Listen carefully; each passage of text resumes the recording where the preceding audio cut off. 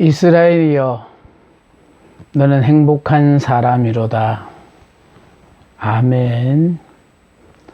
이 시간에는 사사시대가 끝나고 왕정시대가 시작됨으로 말미암아 사울왕이 40년을 나라를 다스렸고, 또 사울의 뒤를 이어 다윗이 40년을 나라를 다스렸으며, 그 뒤를 이어 다윗의 아들 솔로몬이 40년을 나라를 다스렸습니다.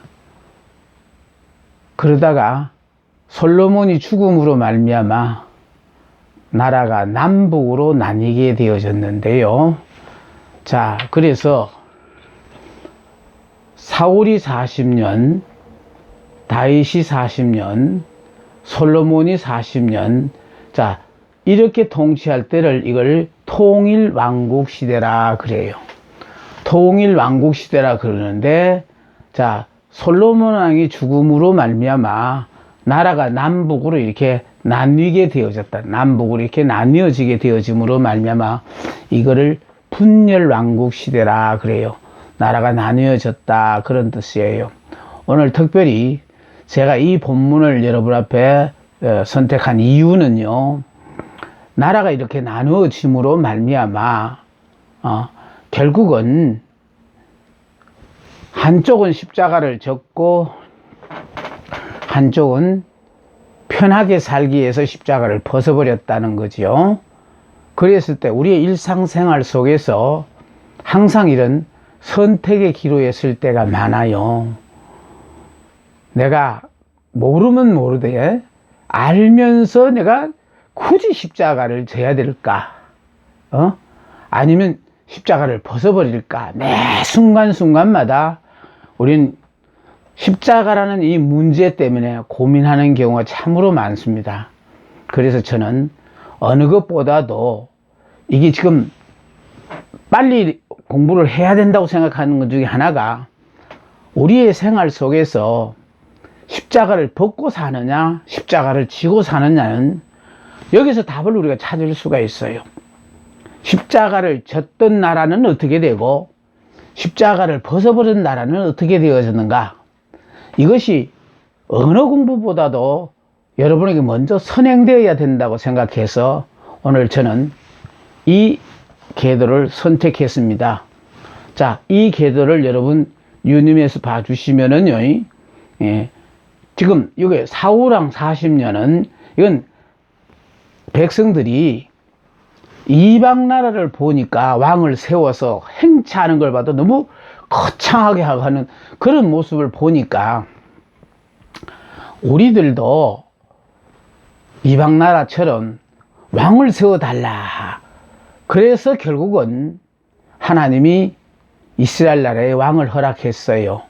그러니까 다시 말해서 뭐냐면은, 지금까지 하나님이 이스라엘의 왕이셨는데 하나님은 영이시라 보이지를 않습니다. 그러니까 보이지 않는 왕보다는 눈으로 보고 우리가 믿을 수 있는 그런 왕을 세워달라고, 그래 백성들이 건의를 했어. 그래서 결과적으로 사울이라는, 그러니까 외적인 모습으로는 왕의 품위를 갖췄고 믿음직스러운 사울을 왕으로 세웠어요. 그러니까 백성이 원해서 세운 왕이에요. 그래서 백성이 원해서 세운 왕이었지만은 문제는요, 이 사울왕에 대해서 하나님은 마음에 안 들었다는 거예요. 그 문제는 항상 우리는요, 사람들은 마음에 들어 하는데 하나님이 마음에 들지 않는다. 이럴 때 우리도 선택할 때요, 자, 많은 사람이 원하는데 이걸 선택할 것인가? 그런데 아무도 원하지 않는데 하나님이 이걸 나에게 원하신다 하면은 우리는 그걸 선택해야 될까? 이렇게 또 기도에 설 때가 참 많습니다. 오늘 이 본문의 선택이 요지가 바로 우리는 항상 이렇게 선택해야 될 그 기로에 섰을 때에 내가 어느 쪽으로 어느 걸 선택하는 것이 바른가를, 그걸 좀 여러분에게 전하고 싶어서, 자, 왕들에 대해서 지금 여러분에게 말씀을 드리거든요. 자, 그래서 사울은 백성들이 요구한 왕이었고요. 예. 그런데, 자, 그 뒤를 이어 다윗은 2세 8번째 아들로 태어나가지고, 이스라엘 나라의 왕이 되었는데, 이 다윗은 하나님의 마음에 드는 왕이었어요. 예.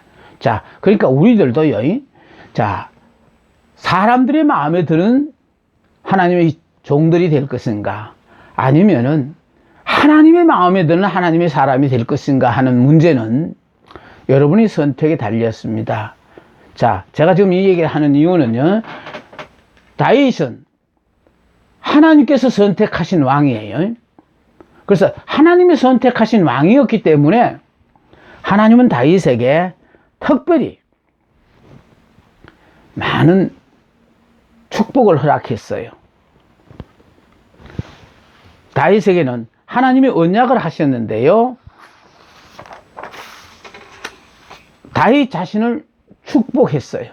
그러니까 다윗이 얼마나 하나님의 마음에 들었나 하면은, 다윗은 자기가 왕위에 오르자마자 제일 먼저 사울왕은 관심도 갖지 않았던 언약궤라는 것은 하나님이 우리와 함께 계신다는 상징의 의미, 언약궤 자체가 하나님은 아니에요. 예.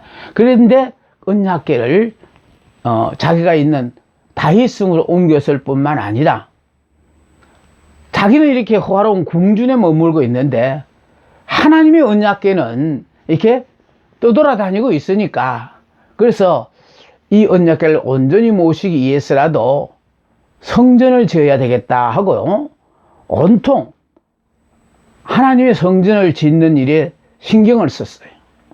그런데 문제는요, 이렇게 열심히 성전 짓는 일을 애쓰고 있는 다윗에게 하나님께서는 거절을 하셨어요.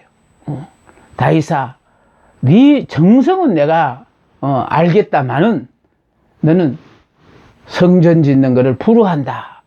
자, 이유는 바로 뭐냐면, 첫째는요, 아직 성전을 지을 때가 되지 않았지만은, 두 번째는 바로 뭐냐면, 다윗이 나라를 이 정도로 튼튼하게 세우기 위하여 많은 적들과 더불어 싸우다 보니까 피를 많이 흘렸어요.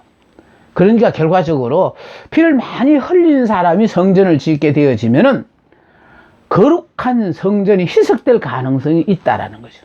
그래서 하나님은요, 다윗아, 네 정성은 참 고맙다마는 네가 성전 짓는 일만은 하나님이 원치 아니하신다. 그 대신 내가 이런 복을 주마 하고 하나님이 다윗에게 언약을 하신 것이 바로 다윗의 언약이에요. 사무엘하 7장 8절로부터 17절, 역대상 17장 7절부터 15절에 나오는데요, 첫째, 다윗 자신을 축복하셨어요. 내 이름을 존귀케 만들어 주리라. 하나님께서는 일개의 목동이었던 다윗을 택하여 이스라엘의 왕으로 삼았던 것처럼 앞으로도 그러한 축복을 끊지 않고 계속 주시겠다는 약속을 하셨습니다. 여러분, 이렇게 여러분 일구월심 하나님만 생각하고 하나님을 위하여 성전을 짓는 그런 마음, 그러니까 성전이라는 것은 사실은요, 눈에 보이는 가시적인 성전도 필요하지만은 하나님이 더 원하시는 건 이 마음의 성전요, 정말로 이 마음의 거룩한 성품을 말미암아 여기에 하나님이 언제든지 함께 할 수 있는 우리 이런 사람이 되는 것이 하나님이 더 원하시거든요. 자, 그래서 성전 짓는 일을 하나님은 다윗에게 다윗아, 너는 성전 짓는 일을 내가 허락하지 않는다 하고 하나님께서 거부하셨어요. 그 대신 내가 이와 같은 언약을 통하여 복을 주리라 하면서 한 약속이거든요. 그러면서 어디를 가든지 여호와가 다윗과 동행하며, 참 복 중에 최고의 복이요, 하나님이 함께하는 복이거든요. 그래서 큰 용사여 여호와께서 너와 함께 계시도다. 참 정말 우리가 하나님의 사람이 되어지면요, 하나님이 언제나 우리와 이렇게 함께 하셔서 주변의 모든 사람들이 우리의 삶을 통하여 야, 저분은 하나님이 함께 계시는 사람이구나 인정해주는 그런 삶을 살아요.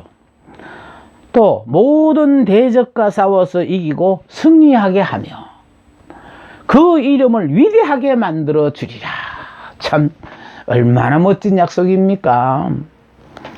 자, 그러면 두 번째, 다윗의 후손에게 너는 안 되지만 너 후손에게 성전을 건축하게 할 것을 약속하셨습니다. 하나님이 다윗에게 거절한 것은요, 거절이 아니라 다만 시기의 연장임을 의미합니다. 지상의 성전은 그의 아들 솔로몬에 의하여 이루어졌고 하늘의 성전은 예수 그리스도에 의하여 이루어졌습니다. 세 번째는요, 다윗 왕가의 왕위 보존을 약속하셨어요. 내가 내 앞에서 패한 사울에게서 내 은총을 빼앗은 것 같이 그에게서는 빼앗지 아니하리라. 이 말은요, 사울이 하나님의 말씀을 버렸을 때는 하나님께서는요 그 왕위를 빼앗아서 지금 목동 다윗에게 왕위 이어줬다는 거예요. 그래서 그 사울 왕가에서 다윗 왕가로 왕권이 넘어왔어요. 그러나 이제 다윗의 왕가에 대해서는 여호와는 아버지가 되고 솔로몬은 비롯한 다윗의 자손은 아들이 되어 이로 말미암아 부자관계가 수립되므로 하나님과 이스라엘 백성이 부자간이 되었어요. 관계가 수립되므로 만일 다윗의 후손이 잘못을 할 경우에는 아비가 자식을 징계하듯 징계하는 일은 혹 있을 것이나 잘못하면 아비가 아들을 징계하듯이 징계하는 일은 혹 있을 수는 있대요. 그러나 사울 왕가처럼 왕위를 박탈하는 일은 없을 것이라는 거예요. 그러니까 다윗의 후손들이 아무리 잘못하더라도 잘못하면은 아비가 자식에게 훈계하듯이 징계는 할 수 있지만은 사울 왕가처럼 그 왕가의 왕권을 빼앗아서 다윗 너에게 넘겨주듯이 이렇게는 안 하시겠다는. 그래 영원히 이 왕권이 보존된다는 거예요. 그래서 이 다윗의 혈통을 타고 아주 예수 그리스도가 탄생함으로 영원히 지속되는 거 아닙니까? 내 집과 내 나라가 내 앞에서 영원히 보존되고 내 왕위가 영원히 견고하리라. 자, 이런 기가 막힌 하나님의 약속의 축복이 하나님은 다윗에게 하셨습니다. 그래서 이 다윗이 이렇게 하나님의 마음에 참으로 드는 왕이었었어요. 그런데 이 왕도 40년 재임하고 난 뒤에 죽었습니다. 그러므로 말미암아 다윗의 뒤를 이어 그의 아들 솔로몬이 왕위에 올랐거든요. 그런데 왕위에 오름으로 말미암아 결국은 40년 동안 이 나라를 다스렸는데 솔로몬은 성전을 지었어요. 자, 성전까지 짓고 처음에는 하나님을 잘 섬겼는데 노년에 결과적으로 많은 후궁을 뒀던 것이 화근이 되어서 이 후궁들이 결국은 각자 자기 나라에서 오면서부터 각종 신들을 가져와 가지고 그런 신들을 성경은 이렇게 해요. 솔로몬이 연애하였더라 나오거든요. 그러니까 다시 말씀 뭐냐면은 처음에는 하나님의 마음에 드는 정치를 하느냐고 참으로 애썼는데 늙어지는 순간에 정신 상태도 해이해지고 신앙도 타락해가지고 그래서 결과적으로 하나님 외에 다른 신을 섬기지 말아야 될 이스라엘 나라에서 각종 신들을 가진 여자들과 더불어 함께 살다가 보니까 그들의 권해에 의해서 애교를 떨면서 내가 가진 이 신도 섬기게 해달라, 이 신도 성전 안에 있게 해달라, 이런 아마 유혹을 받다가 보니까 다 그걸 들어준 것 같아요. 그래서 결과적으로 솔로몬이 타락하게 되어졌거든요. 그럼 이 솔로몬이 타락하게 되어진 그 자체를 또 성경은 이렇게 말하고 있어요. 11장 9절에 보니까 솔로몬이 마음을 돌려 이스라엘의 하나님 여호와를 떠나므로 여호와께서 그에게 진노하시니라. 여호와께서 일찍이 2번이나 그에게 나타나시고 이 일에 대하여 명령하사 다른 신을 따르지 말라 하셨으나 그가 여호와의 명령을 지키지 않았으므로 여호와께서 솔로몬에게 말씀하시되 내게 이러한 일이 있었고 또 내가 내 언약과 내가 내게 명령한 법도를 지키지 아니하였으니 내가 반드시 이 나라를 내게서 빼앗아 내 신하에게 주리라. 그리고 결과적으로요, 하나님이 솔로몬을 사랑하셔서 2차례에 걸쳐서 하나님은 이렇게 경고를 하셨다는 거예요. 그런데도 결과적으로 하나님을 버림으로 말미암아 그래서 나라를 빼앗아서 신하였던 사람에게 이거를 넘겨준다라는 거예요.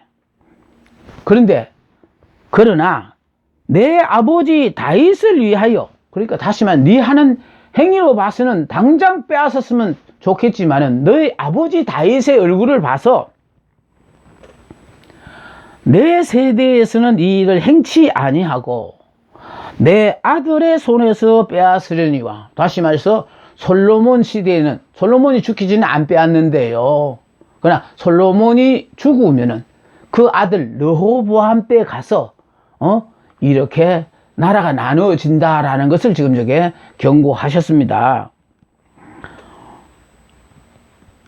오직 내가 이 나를 다 빼앗지 아니하고 내 종 다윗과 내가 택한 예루살렘을 위하여 한 지파를 내 아들에게 주리라. 다시 말해서 이스라엘은요 12지파로 되어 있어요. 그런데 하나님은요 유다 지파에다가 한 지파, 베냐민 지파 하나만 딱 붙여주고 10지파는 결국은 여로보암이 다스리는 이스라엘로 넘어가게 된다는 거예요. 그러니까 지금까지 12지파였는데 유다 지파와 요셉 지파만 남고 10지파가 따로 나가서 나라를 세우게 되어짐으로 말미암아 한번 생각해 보십시오. 12이 하던 일을 10명이 나가버리고 2명이 해야 된다면 얼마나 그만큼 부담이 크겠습니까? 자, 이렇게 됨으로 말미암아 솔로몬이 죽음으로 솔로몬의 너 세대에는 나라를 빼앗지 않지만 네가 죽으면 네 아들의 세대에 가서는 빼앗으리라 하는 그 약속이 지금 이루어지고 있는 거예요. 솔로몬이 죽자 르호보암이 왕위에 올랐습니다. 르호보암은 북쪽 지파들의 동의까지 얻어서 자신의 왕권을 굳히려는 마음으로 세겜에서 그들과 회담을 가졌습니다. 그때 북쪽 지파 사람들은 세금을 경감해 달라고 요구를 했습니다. 그들은 이미 신앙적으로도 나태해져 있었고 또한 다윗 왕조에 대한 감정도 좋지 않았고 그동안 과도한 건축 사업에 따른 노역과 각종 세금으로 인한 불만이 누적되어 있었어요. 그들의 건의를 받은 르호보암이 3일 동안의 말미를 달라고 하고는 주변에 있는 사람들 앞에 자문을 구하게 되어졌습니다. 먼저 나이 많으신 장로들을 찾아가서 자, 북쪽 지파 사람들이 이걸 요구하는데 어떻게 해야 될까요? 하고 물었어요.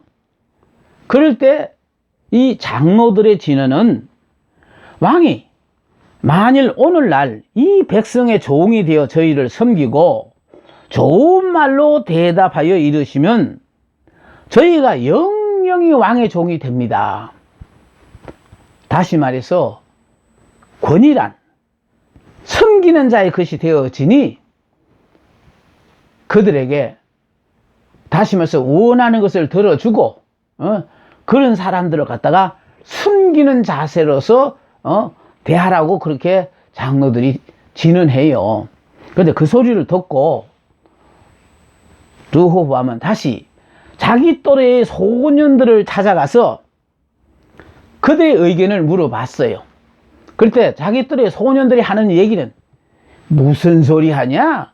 너희 아버지 때는 그보다 더한 일을 시켜도 끽소리도 못하는 것들이 너를 많이 봐서 지금 그러는 거다. 그러니까 아예 차라리 왕위에 오르자마자 아주 강압정책을 통하여 뽐때를 보여야 된다.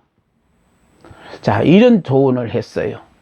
그랬을 때 르호보암이 장로들의 진언을 이걸 갖다가 외면하고 같은 또래 소년들의 이 건의사항을 받아들여서 그래서 나의 새끼손가락이 내 부친의 허리보다 굵으니 내 부친이 너희로 무거운 멍에를 매게 하였으나 이제 나는 너희의 멍에를 더욱 무겁게 할지라.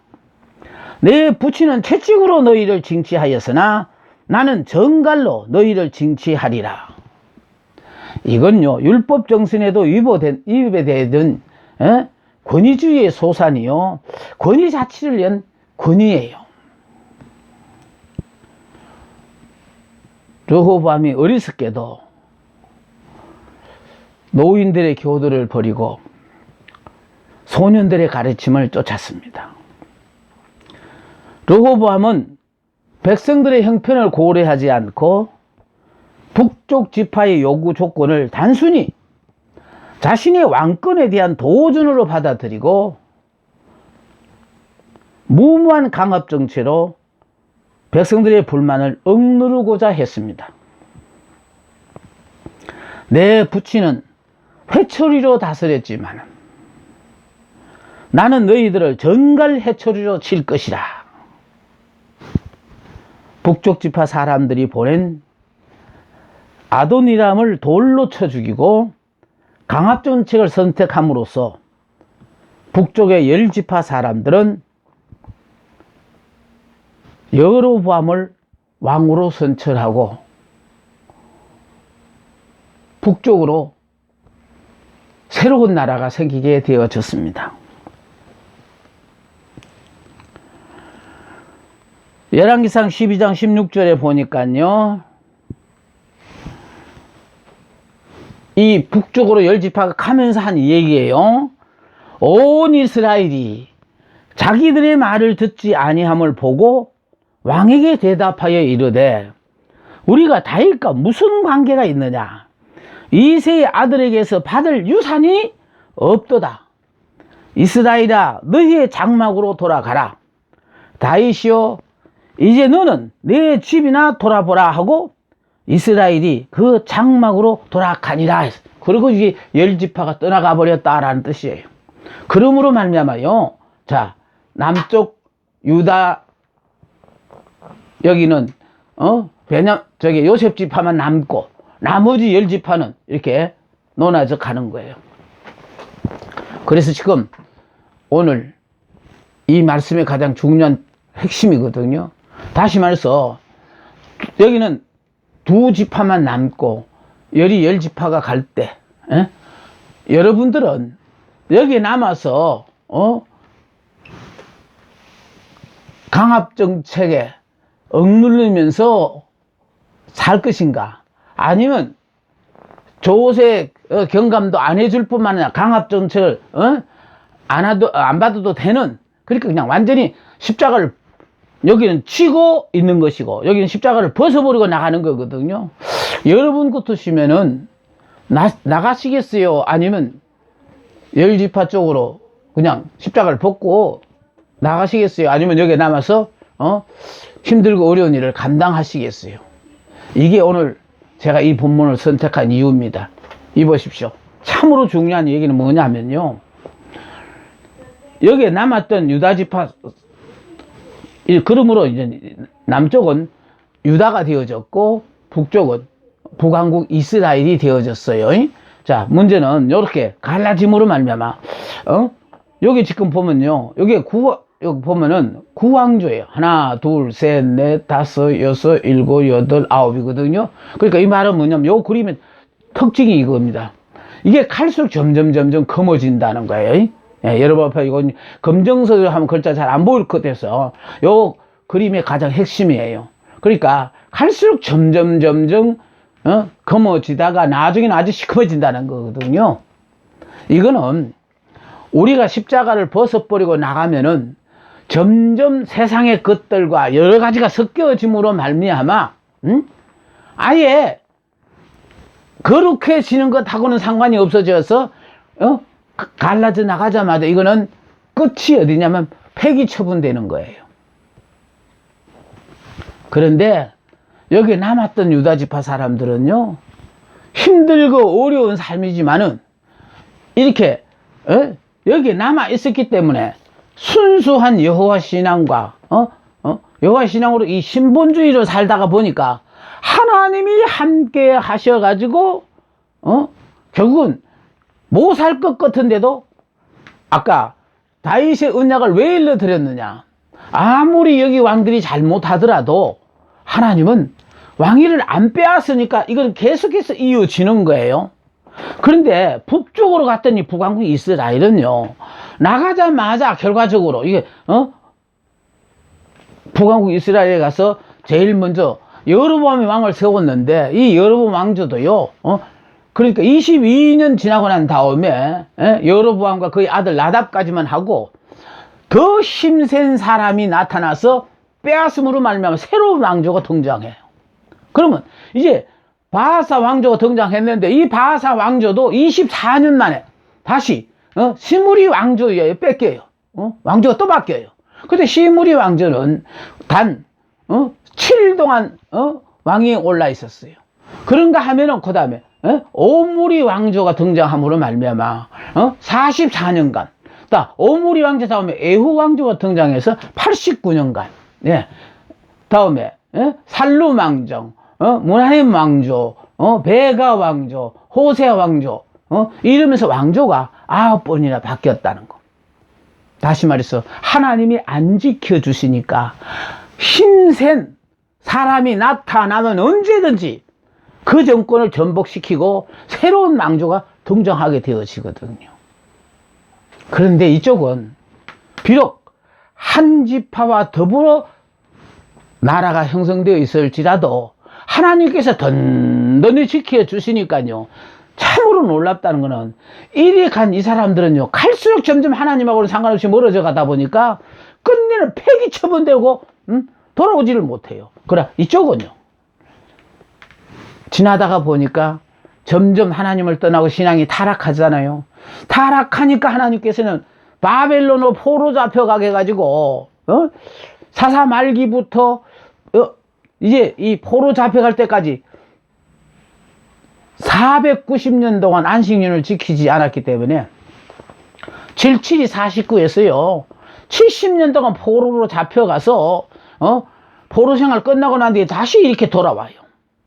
돌아와서 결국은 기다리다가 이제 포로 이후 시대에 기다리다가 예수님이 옴으로 말미암아 계속 이어지잖아요.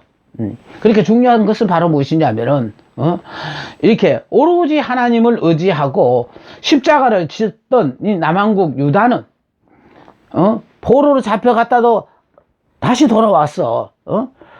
예수 그리스도가 탄생하는 그런 놀라운 은총을 덧입지만은 이쪽은 아수르의 포로 잡혀갔어요. 완전히 아주 섞여버렸기 때문에, 그래서 오죽하면 아수르의 포로 잡혀감으로 말미암아 민족 자체가 혼합이 되어버렸어요. 민족이 혼합이 되므로 거룩함이라는 걸 상실했어요. 그런가 하면은 종교도 혼합이 돼가 다신주의로 빠져버렸어요. 여호와 신앙이 다신주의로 빠졌어요. 그러니까 이쪽은 섞는 거 좋아하는 사람들, 예. 이쪽은요 하나님의 의지하던 모든 것들을 깨닫게 되어지면 이것도 하나님만 의지하지 이거 의지하면 안 되는구나. 그거 다 자꾸 이렇게. 그래서 우리 하나님이 거룩하신 분이라 거룩하신 그 하나님이 우리에게 오면은 자꾸 우리에게서 하나님 외에 의지하는 걸 다 우리에게 청산한다고 하는 얘기는 그렇게 점점 우리는 더 거룩해져요. 성결해지고 오로지 하나님만 의지하는 사람이 돼요. 단순해지고 정직해지고 깨끗해지고 착하고. 그래서 여러분 우리가 이런 상황에 처했을 때 아마 이 북쪽으로 간 사람들은 얼마나 쾌재를 했을까요? 아이고 밥통들 뭐 때문에 그렇게 힘들게 우리 그 강압정치하는데 그게 붙어가 사느냐? 우리처럼 이렇게 홀가분하게 이제는 거기서 자유로워졌으니까 얼마나 좋냐? 이러고 아마 당신은 그렇게 생각했을 거예요. 근데 문제는요, 이 왕조, 나가는 그 순간부터 십자가하고 상관이 없으니까 하나님이 전혀 도와주시질 않아요. 그러나 여기는 하나님께서 함께 하셔서 눈동자처럼 하나님이 그들을 보살피고 계시다라는 사실이 중요해요. 여러분, 그냥 십자가를 지자라는 것이 중요한 게 아니고 저는 성경에서 이 가장 큰 흐름이 이 흐름이에요. 예? 그러니까 우리가 볼 때에 사사시대에서 왕조시대로 넘어와서 왕조시대에서 왕조시대도 이제 통일왕국 시대에 이건 이제 분열왕국 시대에 이제 들어가게 되어서 이제 분열하고 나누어지게 되어졌지만은 그럼 뭐 이쪽으로 어떻게 되느냐니까 끝내는 하나님과 상관없이 점점 이것저것 종교도 혼합하고 막 그냥 그러니까 혼합주의에 빠져가지고 이건 도대체 분리할 수가 없으니까 폐기 처분시키고 말아버리고. 그러나 여호와 신앙으로서 순수한 신본주의만을 지향하는 이 남한국 유다는 하나님께서 보호하심으로 말미암아 포로 잡혀갔다가도 70년 후에 다시 돌아오잖아요. 그럼 보세요. 포로 70년 잡혀갔다 왔는데요. 왜 포로 70년 잡혀갔다 왔는지 아세요? 왜? 490년 동안 안식년 안 지켰으니까 77, 49 그래서 70년 포로 잡혀가서 살았다라고 생각하지만 사실은 70년 포로 생활을 가야 될 이유가 있었어요. 왜냐하면은 땅이라는 것은요 이게 7년마다 쉬어줘야 돼요. 그래야 이게 다시 회복이 되어지는데 지력이 회복이 되고 영양분을 공급받게 되는데 이거를 안식년을 안 지키다 보면 계속 농사만 지으니까 땅 자체가 나빠지니까 그건 살아봐 이제 소출도 없어요. 근데 이 미는 곰탱이들이요 안식년을 안 지키면 계속 사용하니까 이 사람들은 여기 놔둬가지고는 절대로 이 땅을 회복할 저거들이 앞으로 어떻게 된다는 걸 모르고 이렇게 미련 곰탄지로 사니까 그래서 포로로 잡혀가 이렇게 바벨론을 옮겨놓고 그래서 70년 동안에 여기 가서 고생하는 것 같지만 사실 여기 가서 고생하는 동안에 지금 가나안 땅이 자연스럽게 회복이 되어져 가지고 이제는 돌아와서 살아도 될 만큼 되어졌을 때 하나님은 그들을 포로 시대에서 돌아오게 만든다는 거. 참 우리 좋으신 하나님 항상 우리에게 하는 모든 걸 보면요 우리는 그냥 앞뒤가 어떻게 된지를 몰라 가지고 지금 현재 당면한 그것만